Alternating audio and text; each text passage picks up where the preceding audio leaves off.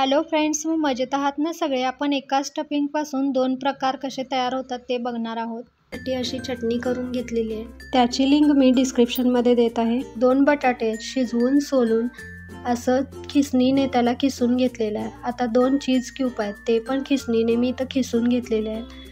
ते नाजूक असतात म्हणून मी इथं फोकच्या साहाय्याने सगळे मिक्स करून घेत आहे.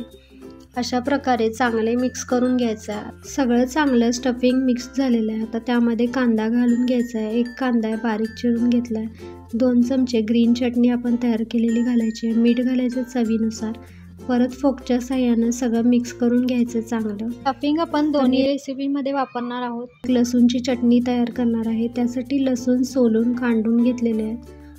आता त्यामध्ये 2 चमचे बॅडगी मिरचीचं लाल तिखट घालायचं आणि 1 चमचा तेल घालून सगळं चांगलं मिक्स करून पेस्ट तयार करून घ्यायची आहे.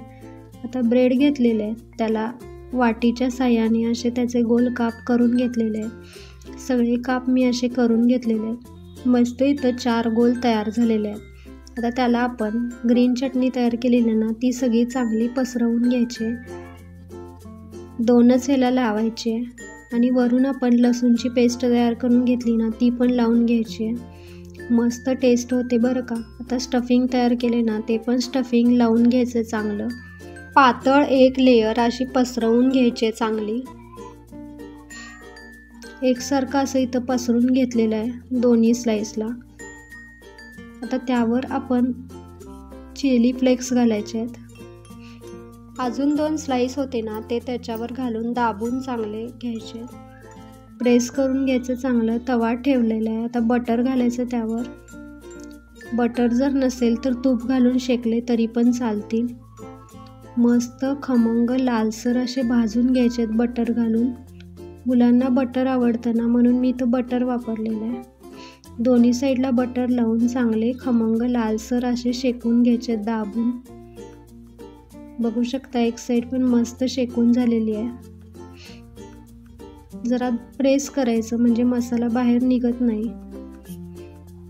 दोन्ही मस्त असे लालसर शेकून झालेले आहेत. आता काढून घ्यायचे. तर त्याला मी मधून कट करत आहे. मसाला निघतो हळूहळू कट करून घ्यायचा आहे. असंच तुम्ही शेव घालून खाल्लं तरी सुद्धा चालेल. मुलांना अजून जरा मजेदार वाटण्यासाठी मी इथं सॉसमध्ये थोडं डिप केलेली आहे एक साईड आणि मग त्यावर शेव लावून घेतलेली आहे. बारीक शेव आहे ही. मस्त नाश्ता तयार झालेला आहे, बघू शकता तुम्ही. चला, लहान मुलांना ब्रेड खाल्ल्यावर त्रास होतो म्हणून एक दुसऱ्या प्रकारे मी दाखवलेला आहे. त्यासाठी 2 कप गव्हाचं पीठ चाळून घेतलेलं आहे. त्यामध्ये मीठ घालायचं चवीनुसार आणि 1 चमचा तेल घालायचं आहे. सगळं चांगलं मिक्स करून घ्यायचं आहे आणि पाणी घालून याचं घट्टसर पीठ मळून घ्यायचं आहे. असं घट्टसर पीठ मळून झालेलं आहे.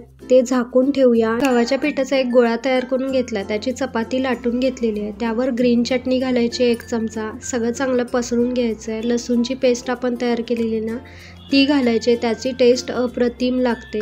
आता आपण स्टफिंग तयार केलेलं ना, ते पण सगळं चांगलं पसरून घ्यायचं आहे. सगळं असं चांगलं पसरून घेतल्यावर चिली फ्लेक्स घालायचं आहे. मुलांना आवडतं ना म्हणून. आता आपण अशा प्रकारे सगळं फोल्ड करून घ्यायचं आहे.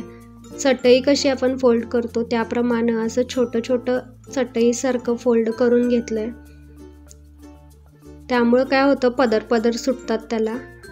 आता एक असा गोळा तयार करून घेऊन परत लाटून घेतलेला आहे. तव्यावर बटर घालून घेतलेलं आहे. आता चांगल्या दोन्ही साईड शेकून घ्यायचे आहेत.